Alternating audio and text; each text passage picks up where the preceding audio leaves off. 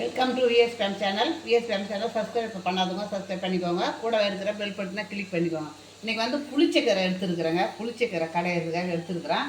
இப்போது மண் சட்டியில் தண்ணி வச்சுருக்கிறேன். அதில் பூண்டு 10 பல் போட்டிருக்கிறேன். இப்போது பச்சை மிளகா ஒரு 4-5 பச்சை மிளகாயை போட்டுக்கிறோம். இப்போ இதுக்கு தேவையான பொருள் வரமல்லி, வெந்தயம், சும்மா 2 மிளகு, ஒரு 4 மிளகு, நான் கொஞ்சம் சீரகம், அவ்வளோதான். இதை வந்து எண்ணெய் இல்லாமல் வறுத்துக்கணும். அடுத்து வரமிளகா, பெருங்காயம், இவ்வளோ தாங்க இதுக்கு. இப்போது இதை வந்து எண்ணெய் இல்லாத அப்படியே வெறும் கடாயில் நம்ம வறுத்து நல்லா பவுட்ரு பண்ணி நுணுக்கிக்கணும். இப்போ அந்த புளிச்சக்கீரையில் வந்து ரத்த அழுத்தம், நமக்கு செரிமான கோளாறு, நம்மளுக்கு வந்து இது என்ன சொல்லுவாங்க, ஒரே இறுக்கமாக இருக்குது பாருங்கள் வெளியே போகிறதுக்கு, அந்த மாதிரி இருக்கிறது எல்லாமே இது சரி பண்ணுங்க. முதல்ல இதயத்துக்கு இது ரொம்ப ரொம்ப நல்லது. அதனால் இது வந்து நல்ல சத்தும் கூட இதில் இருக்குது. புளிச்சக்கீரையில் நல்ல சத்தும் இருக்குது. ரத்தத்தை சீர்படுத்துது இந்த புளிச்சக்கீரை. அதனால் இதை வந்து வெயில் நாளில் இதை மாதிரி நம்ம செய்து சாப்பிட்டோம்னா உடலுக்கு அவ்வளோ ஆரோக்கியம். இப்போ நம்ம இதை வறுத்துக்கலாம்.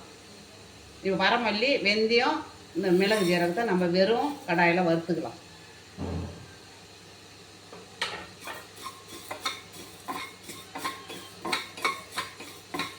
நல்லா சேவரை வறுத்துக்கணும். வறுத்து நுணுக்கி போட்டு கடைய வேண்டியதுதான்.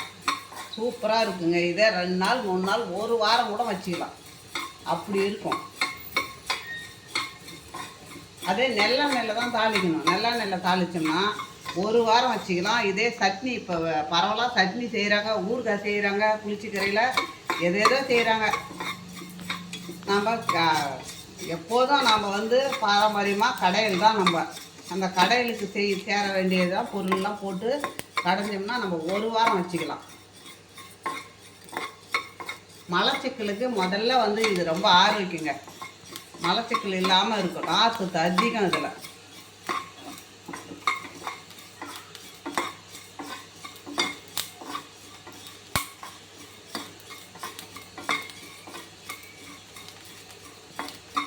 இப்போ வரமல்லியும், வெந்தயம், மிளகு 2, சும்மா ஒரு 4, ஜீரகம் 4, இந்த வாசனைக்காக தான் அது.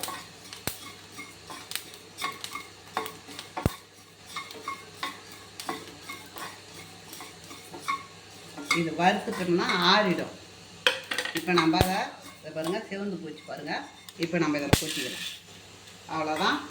தண்ணி கொதிக்கட்டும். தண்ணி கொதிச்சதுன்னா கீரை போட்டுக்கலாம். தண்ணி கொதித்த பிறகு தான் கீரை போடணும். திறந்தே தான் வேகணும். கீரை மூடிலாம் வேகக்கூடாது. எந்த கீரையாக இருந்தாலும் திறந்து தான் வேகணும். திறந்து வேக வச்சா தான் அந்த கிருமிலாம் நம்ம ஆவியாகவே போயிடும். இதுங்க, நம்ம கீரையை போட்டுடலாம். அந்த கீரையை 1 தடவைக்கு 2 தடவை நல்லா அலசணும்.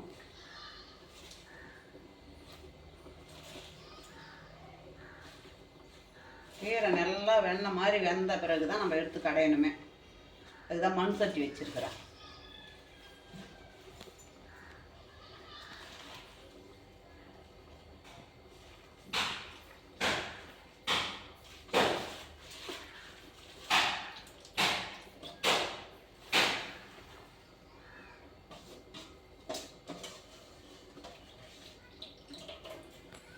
இது அப்படியே சரசாக பொங்கி வரும். அதனால் நம்ம சிம்மில் வச்சு வேலைக்கணும்.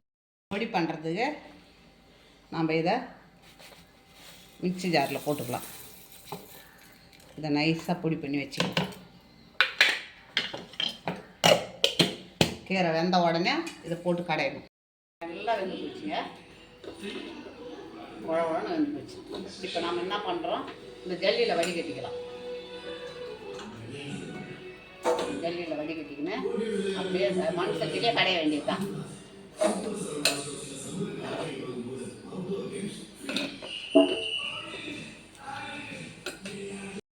இப்போ நம்ம இந்த சட்டியில் போட்டுக்கலாம்.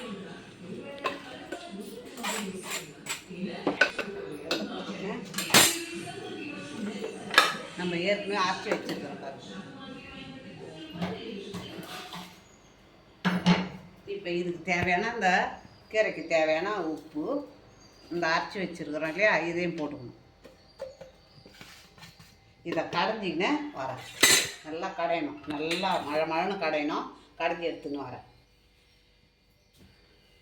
இதுவே வந்து நம்ம மிக்சி ஜார்லலாம் போட்டு அரைக்கக்கூடாது. மண் சட்டியில் கடைஞ்சாதான் அது ருசி அப்படியே இருக்கும். நீங்கள் வந்து கிரைண்டரு அது மிக்சி கிரைண்டரு அதெல்லாம் போட்டு ஆட்டுறாங்களா, அது மாதிரிலாம் ஆட்டக்கூடாதுங்க. அது ருசி போயிடும். பாருங்கள், நல்லா மஞ்சிருது பாருங்கள். நல்லா கடைஞ்சிருக்கிறேன் பாருங்கள். சட்டிலே கடையணும். அதிகமாக இருந்தாக்கா கொஞ்சம் கொஞ்சமாக கடைங்க. நீங்கள் நிறையா வாங்கிட்டீங்க, இல்லை நம்ம தோட்டத்துலேருந்து நிறையா பறிச்சு வந்தாச்சு, என்ன பண்ணணும், கொஞ்சம் கொஞ்சமாக கடையணும்.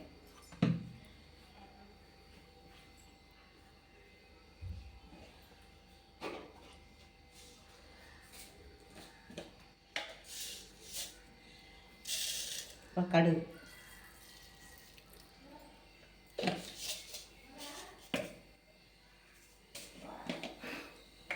கடுகு பொரியட்டும். அப்புறம் ஜீரகம் போட்டுக்கலாம்.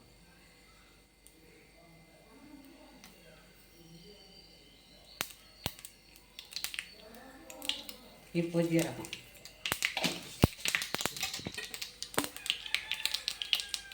இப்போ வர மிளகாயை போட்டுக்கலாம்.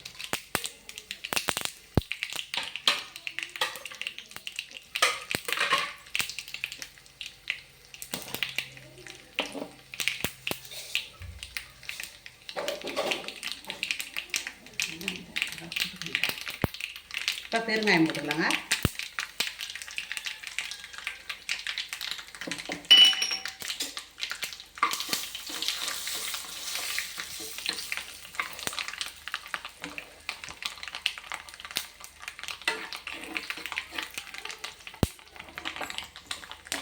இப்போ நம்ம இதில் போட்டுக்கலாம். இந்த கீரையை எடுத்து போட்டு கொஞ்சமாக இந்த எண்ணெயை சுத்தமாக நம்ம இது பண்ணிவிட்டு இப்போ கடைஞ்சி எடுத்து வரோம். புளிச்சக்கீரை கடைஞ்சாச்சுங்க. இப்போ இந்த புளிச்சக்கீரையில் விட்டமின் இ இருக்குது, விட்டமின் சி இருக்குது. அதே சமயத்தில் தொண்டை வலி, ஜுரம், இரும்பல் எல்லாமே இது போய்க்கிடும். அடுத்தது வந்து பெண்களுக்கு வந்து கர்ப்ப பையை சுத்தம் பண்ணுறதுக்கு இது ஆரோக்கியமான கீரைங்க. கர்ப்ப பை இயற்கையாகவே சுத்தம் பண்ணுறதுக்கு இந்த கீரை அப்படி ஒரு பெனிஃபிட்டான கீரைங்க. இது நீங்கள் வந்து இதே மாதிரி செய்து நான் எப்படி போட்டு வந்தனோ இந்த கீரைக்கு 1 by 1 என்னென்ன சேர்த்தனோ அதே மாதிரி நீங்கள் சேர்த்து கடைஞ்சி இதே அப்படியே இருக்கும். 2 நாளைக்கு 3 நாளைக்கு இந்த ஏனத்தில் ஈரம் இல்லாத நம்ம எடுத்து வைக்கணும். ஈரம் இல்லாத எடுத்து வச்சுன்னா பூரணம்லாம் வராது, அப்படியே இருக்கும் அந்த கீரை. அப்படியே நம்ம சாப்பிட வேண்டியது தான். ஃப்ரிட்ஜிலலாம் வைக்கவே தேவையில்லை, அப்படி இருக்கும். நீங்கள் இது பிடிச்சிருந்ததுன்னா எனக்கு லைக் பண்ணுங்கள், கமெண்ட் பண்ணுங்கள், சப்ஸ்கிரைப் பண்ணுங்கள்.